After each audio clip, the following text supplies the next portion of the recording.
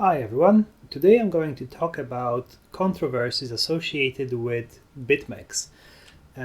It's a very big and a very popular platform. However, a lot of users complain that they cannot execute trades at peak overload, that there are wide spreads in the middle of the overload, that BitMEX is taking too much money from liquidations and reaching their insurance fund, and that other exchanges don't have overload, so why BitMEX has overload.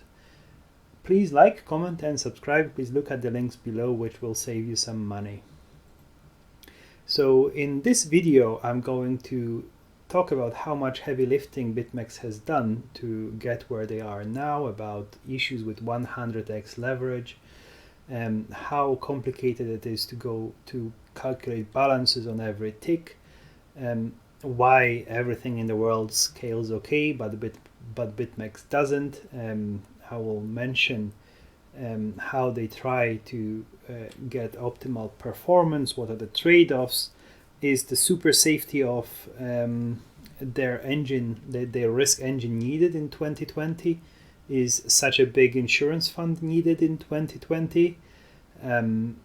I will talk about the largest drawdown on the 12th of March, where their losses they have quoted as, peak loss was 8,500 Bitcoin during the 12th of March drawdown. But if their liquidation fund has panic sold the bottom, the drawdown would be, in my opinion, somewhere between 15,000 to 35,000 Bitcoin, and that would just wipe out their insurance fund completely. So I'll talk about why insurance fund is good, why people cannot market buy and sell at peak volatility, why people with crappy connections are so much worse than people using collocated servers, why you are competing about 30,000 bots and a lot of people living closer than you, how potentially BitMEX could weaponize their overload, and I'll criticize BitMEX, and I'll mention a few things how they can improve it for the future. So here we go. BitMEX has started in 2014 and they had very little volume, and they were absolute pioneers of cryptocurrency derivatives. The inverse contract was a new academic thing just being invented very recently. Perpetual swaps did not exist. There was no such thing. They invented them. 100x leverage was pretty much unseen throughout the markets. It was seen in forex markets, but it was quite an insanity because it was the most volatile market on earth. And nobody ever thought that in 2020 there will be 30,000 bots and 20,000 trolls in the troll box using the platform at a non-peak time, really. So they have done a lot of heavy lifting to get crypto gamblers to go 100x long on their platform, and they have done a lot of stuff to get sophisticated counterparties to get fixed income, shorting their contracts and longing spot BTC. So they have been adjusting their contracts, and they came up with the perpetual swap, which was a perfect fit for the gamblers. And they have been issuing a lot of videos. Arthur Hayes has recorded a lot of videos where he was talking about how to get fixed income by shorting BTC, because who in their right mind would short BTC uncovered? The main problem was to get 100x leverage to work on the most volatile asset on the planet. So while OKEx had a haircut system and they frequently administered clawbacks where all the users had to chip in to cover the losses of the platform related to some users being bankrupt and then developing negative balances, BitMEX went with a different design with no haircuts, no socialized losses, no clawbacks, or however you call that. So OKEx, their main competitor at that point, and they didn't even allow word OKEx in the troll box. They call it Woodchipper. So OKEx and everyone who cloned them afterward, like Deribit, Binance, and plenty of other copycats, They went for a quick and a scalable system that does not check balances on every tick, and if someone gets a negative balance, it gets discovered afterwards, not in time. So the negative balances are not preventable, and they can happen, and they do happen, and there would be a socialized loss on Deribit on 12th of March if they didn't inject some money into their insurance fund. So their insurance fund was obviously too small, and it was a failure of the insurance fund, and they had to top it up, and they came up on top of the issue because they have injected money. If they didn't, it would be a big news that insurance fund for Deribit was not big enough. So BitMEX calculates the balance of every account and the margin and all the parameters of the account, and there is absolute 0%, well, almost 0% chance of a negative balance, because there are maths which are preventing it from happening. And if the account would go into a negative territory, it is being picked up in real time, and then the counterparty is being, the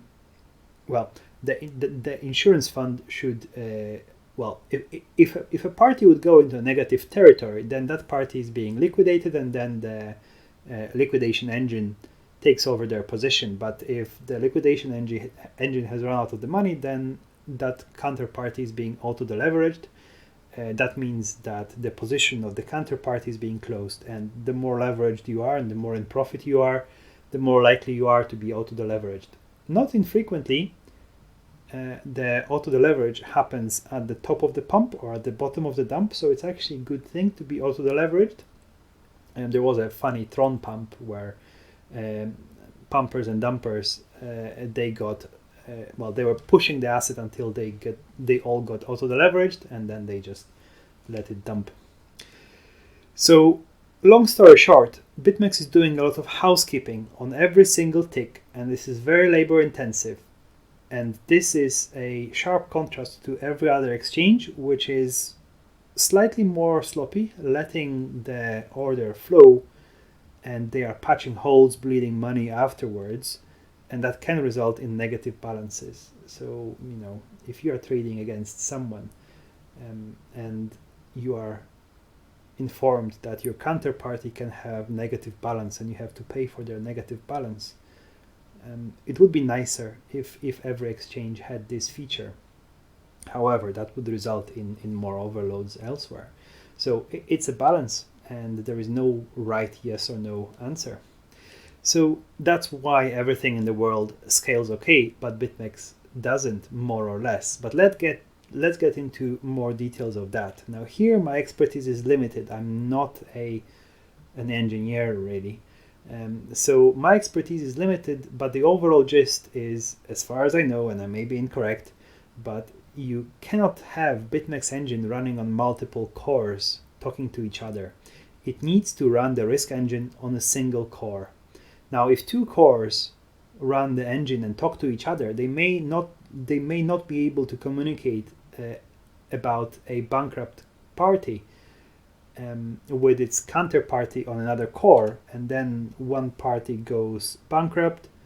By the time the cores communicate that information between each other, we are already one or more ticks behind, and we didn't pick that in time. So that's the issue with scaling this on multiple cores. It has to go on a single core.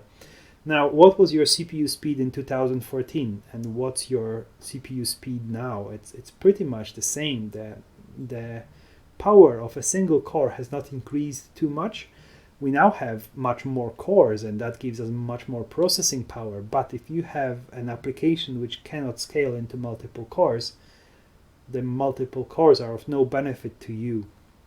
And there were some genuine, like almost mythical, insanely expensive processors marketed for trading engines. They were not mainstream market. I don't remember exactly what was that, but there were some very cherry-picked dies which offered insane single-core speeds, and they had other cores disabled, hyper-threading disabled, and they were just purely for trading to run the risk engine. And BitMEX has done a lot of work towards the scaling. You can read these articles on BitMEX blog, how much scaling they have done already. And it is quite impressive, you have to give them that. But unfortunately, they are running a balance for the optimal performance. So they manage that balance by limiting the amount of orders that bots can submit. And if you submit too many, you are banned. So they are changing these limits and adjusting them to keep the optimal performance of the platform. And this has improved, but the balance will probably always be with overload at the peak volatility. So it's kind of intended that they let in a lot of bots, they let them execute a lot of orders, but when there is volatility, the engine will overload. They could limit everyone's orders per minute to much lower amounts, but then the market makers would be slightly unhappy. So that's the trade-off. It's a super safe platform which does not scale particularly well. Is this super safety needed in 2020? I think until the 12th of March, the answer was probably no. After 12th of March, the answer is probably yes, actually. So yeah, these super volatile days they can happen, and they will happen in the future, and you better be fully prepared for insane volatility, and you better have at least one platform which will definitely kind of survive. And let's just ignore the DDoS which happened at the bottom of that dump. This is not the subject of the current discussion. So BitMEX Insurance Fund collected 35,000 BTC. Does it need to be so big in 2020? Because it is pretty massive. It's way, way bigger than any other competition. So until the 12th of March, the big dump, the answer was probably no. But after 12th of March, the answer is probably yes. In my opinion, actually the answer is plain yes. So what they are saying, I'm quoting BitMEX here from this article which I brought here.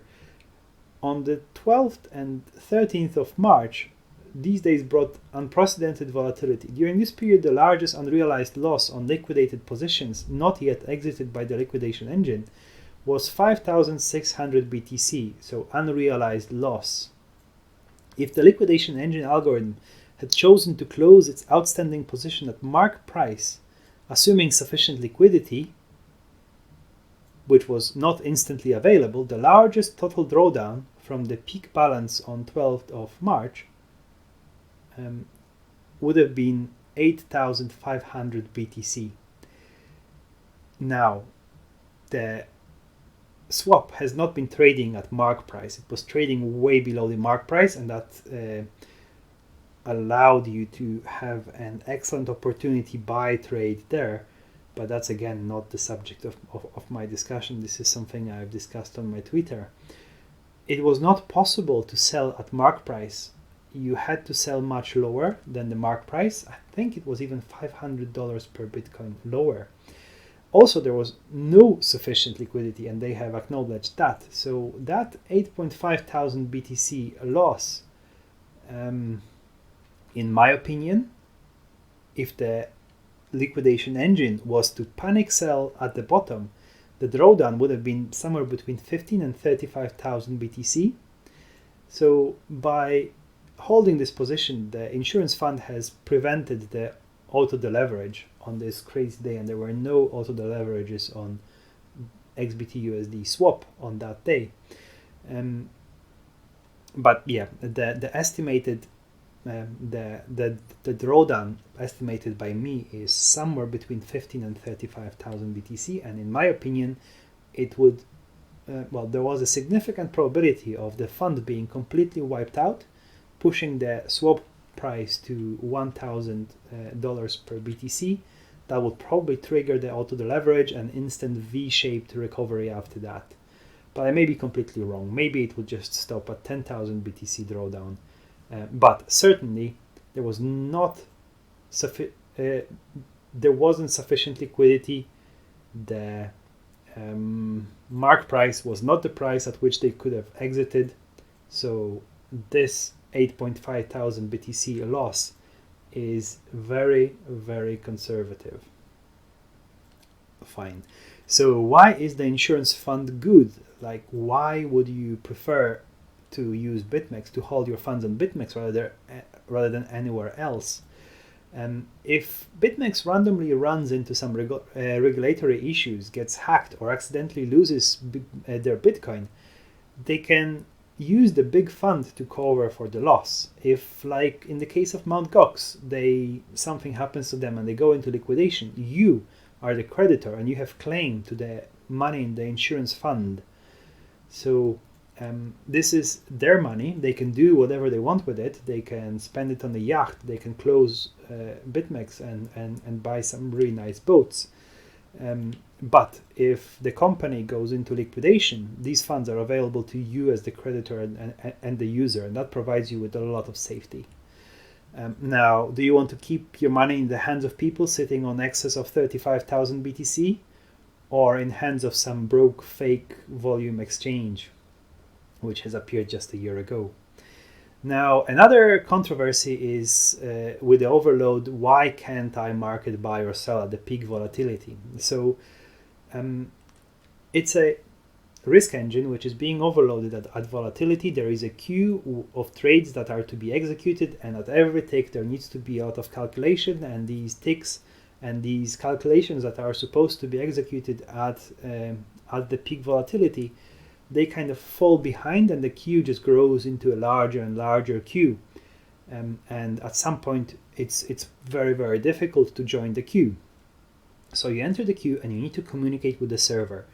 And again, I'm not an expert here, but you definitely need to bounce a few messages from you to BitMEX just to authenticate, make sure that you are requesting the right thing, and that the encryption is all in order. So you need to bounce a message to and from BitMEX a few times. Now, most of you, especially those complaining about system overload, you have fairly poor connections, far from Ireland, where the servers are, and at peak overload, you are competing with collocated servers. Good luck with that. I have brought up a picture, some old picture of mine with some tickers. This is something I could get my hands on. So there is a dump, and then system gets slightly overloaded, and then there is this volatility. The spreads become really high. This is not the best example, but essentially the spread here is $0.5, and then there is a dump and the spread becomes much bigger. That's because nobody can submit orders there. The market makers cannot submit orders, and the order book is empty within some small range, and then this range becomes the spread, and until the market makers get to submit orders, there is a wide spread.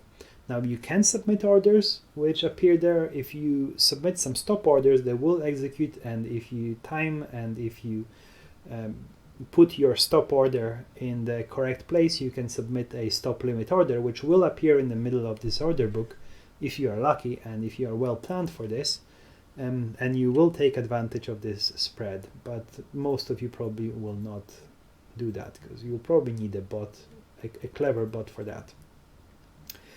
By the way, why do you impatient gamblers need to execute exactly in the middle of a pump or dump? Like, have you never heard of stop orders? Like, can you not have positions which you can leave for a while? Entering and exiting positions in the middle of a large volatility is usually quite expensive, so why not to prepare yourself for some volatility and then exit afterwards? Or if you have to act, why not to submit a stop order, which a stop order will enter a position fairly early. And the hint, if you really need to execute an order in volatility, the market close position order gets priority in the queue, so you will skip a large part of the queue if you submit a close order. But again, this is not particularly helpful advice.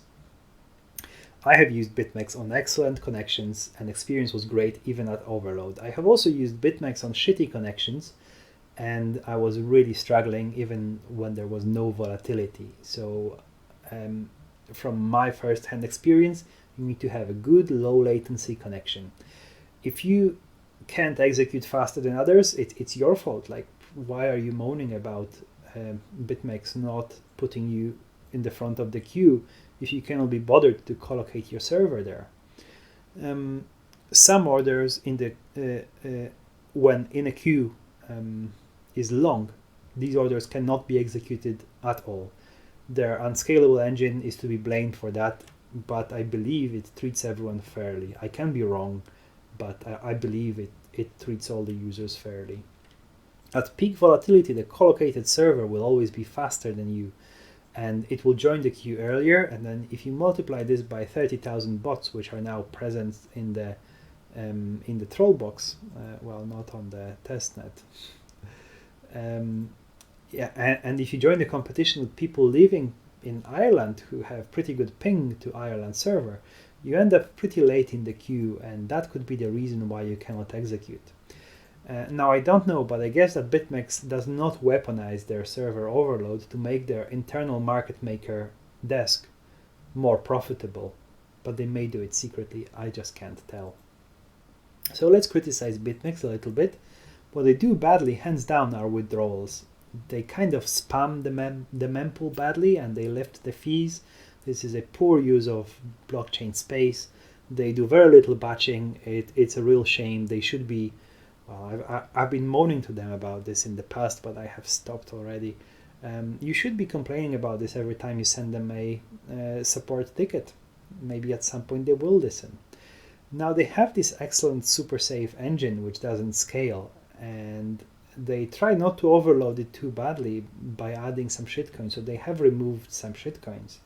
So if we are looking at ways to improve BitMEX, maybe they could just clone their engine. They could start BitMEX 2 and then offer some Monero and some shitcoins on that exchange. Why not open a BitMEX 3 with some other contracts like oil and president contracts, let's say margined in Bitcoin? Why not start BitMEX 4 with the same contracts but margined in USD Tether? These are some decent ideas. I have opened a few tabs, but I don't think that there is much more helpful stuff. So yeah, if you are interested in scaling, please read this article. It's quite decent. They have done quite a lot of work, and this is the effect of BitMEX withdrawals on the mempool. It's pretty bad. All right, thank you very much for watching. Please like, comment, and subscribe. Please look at the links below, which will save you some money.